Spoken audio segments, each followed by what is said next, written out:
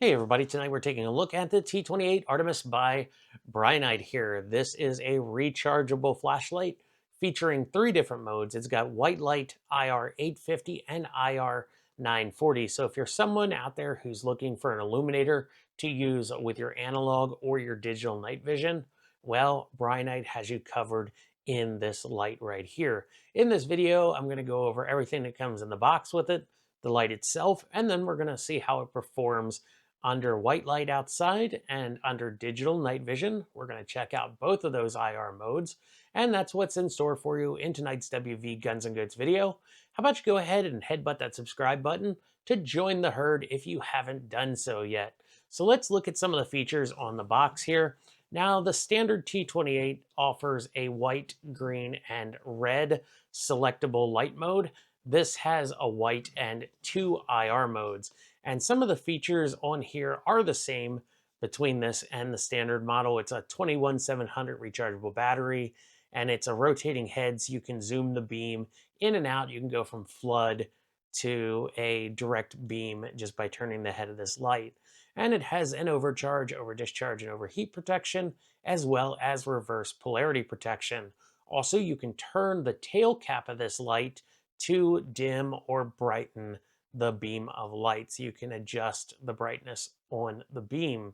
Now, this does have the specs for the white, red, and green model on here, but a lot of those are the same. They're about the 650 lumens, 135 minutes of runtime, 525 meters of beam distance, and that 69,600 candela.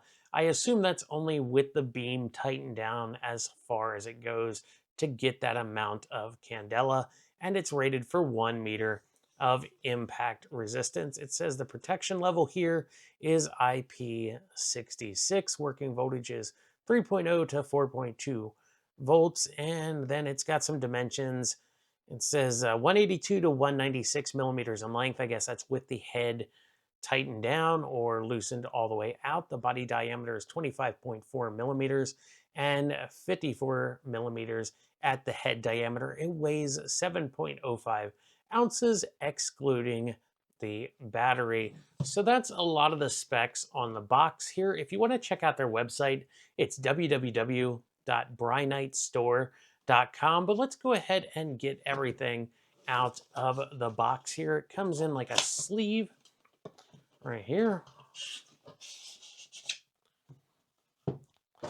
Set that sleeve aside. Inside here, we'll go ahead and open it up and show you everything that comes with it. Now, I have already removed the light, but you can see here it is. It would sit right inside that nice cutout area, just like so there. So we'll go over the accessories in the box here. I'm going to go ahead and get everything out of here and lay it out on the table. Now everything is laid out here on the table. We have a barrel clamp attachment right here. So you can clamp it to your barrel on something like a shotgun and then clamp the light in the other end of this mount here. No Picatinny mount or anything in this box. Now right here is a set of O-rings. You have a lanyard so you don't lose it. A USB-C charging cable.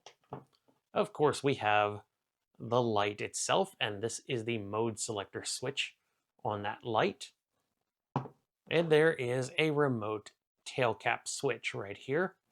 And then on this remote, you have a plus and a minus button. That is for changing the brightness of the light itself, and a power button in the center right there. And it has this coiled cable, and it uses some double-sided tape to attach this to the firearm.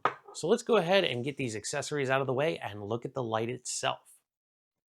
Now we can take a look at the light itself. We got the T-28 Artemis branding right here on the black anodized finish on this light. It is on the larger side of lights right here, and it gets larger or shorter depending on what mode you have the beam in. Right now I have it in the spot mode with the head of the light all the way out.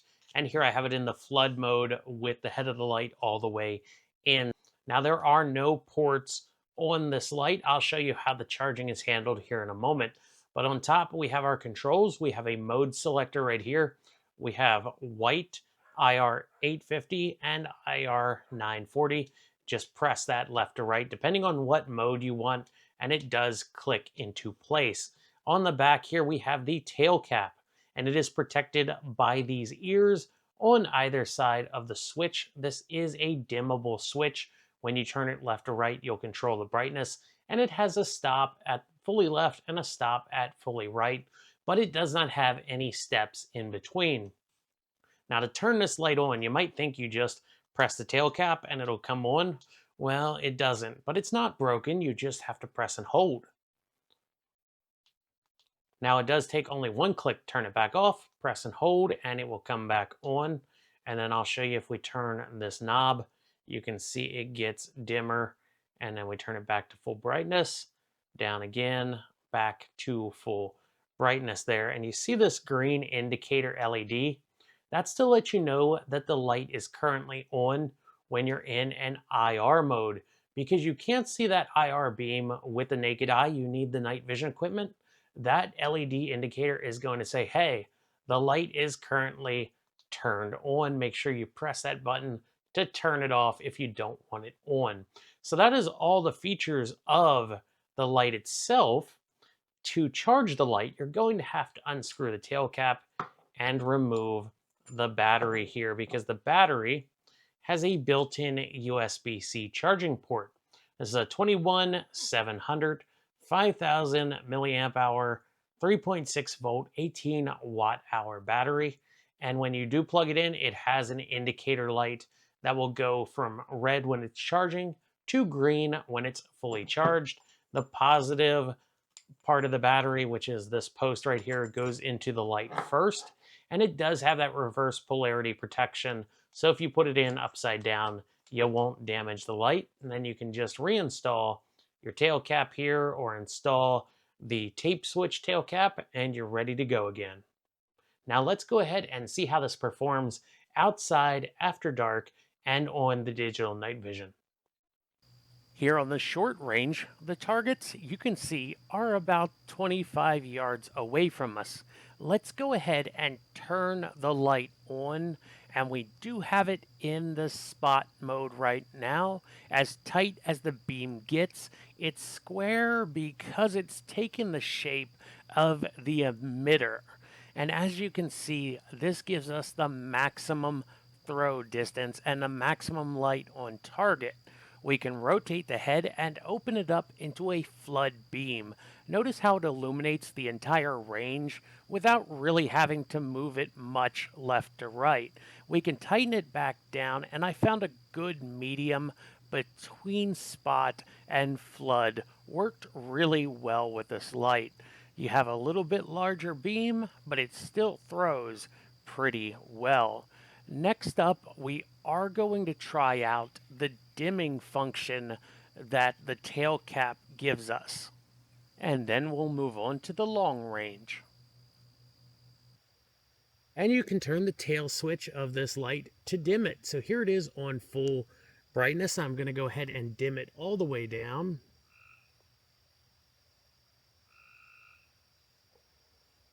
Now it's not completely off. I can still barely see the beam of light out there on the targets, but it is only about 5 or 10 lumens. It's very, very low. We can turn it right back up to full brightness there.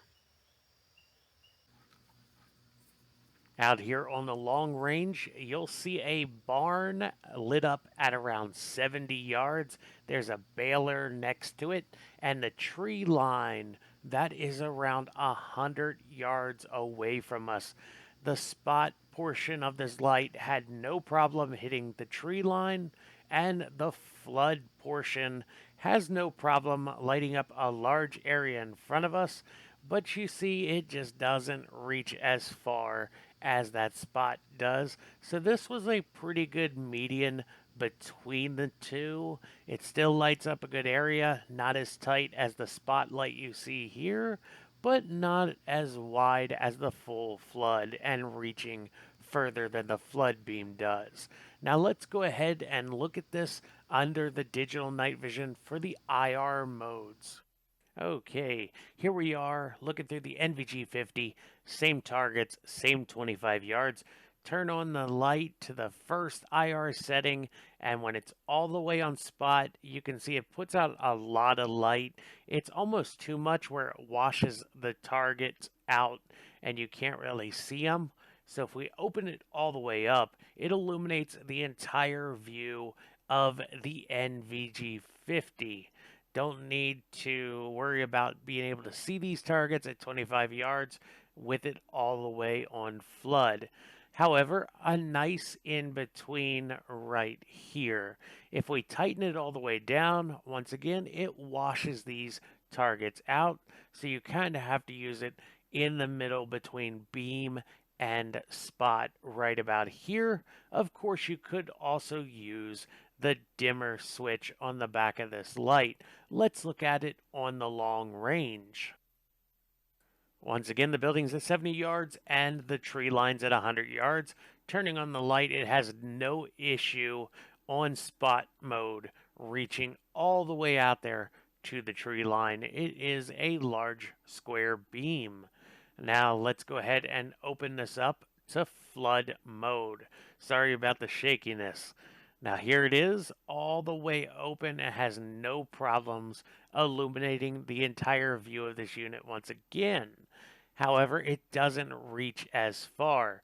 So a nice in-between makes this light very usable with the NVG 50. All the way back to spot mode again, back out, and try to get that medium setting again where it looks pretty good without washing out what you're aiming the light at. Now let's try the other IR mode that this has. Okay, we've switched over to the IR 940. That is supposed to have less red glow coming out of the emitter at the front of the light than the 850 does. So if you're looking at animals after dark, they may not be as spooked by the lesser red glow versus the brighter red glow from the emitter. But you can see this unit has no issue in putting out enough IR light for this NVG 50 to take advantage of it. Whether it was in the flood mode, the in-between here on the medium setting, or the very tight spot mode, we could definitely see what was in front of us.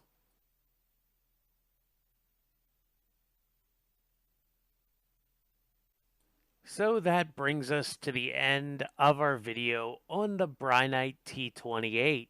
I thought it was a pretty interesting light, having the white and dual IR modes, as well as the zoomable head on this light.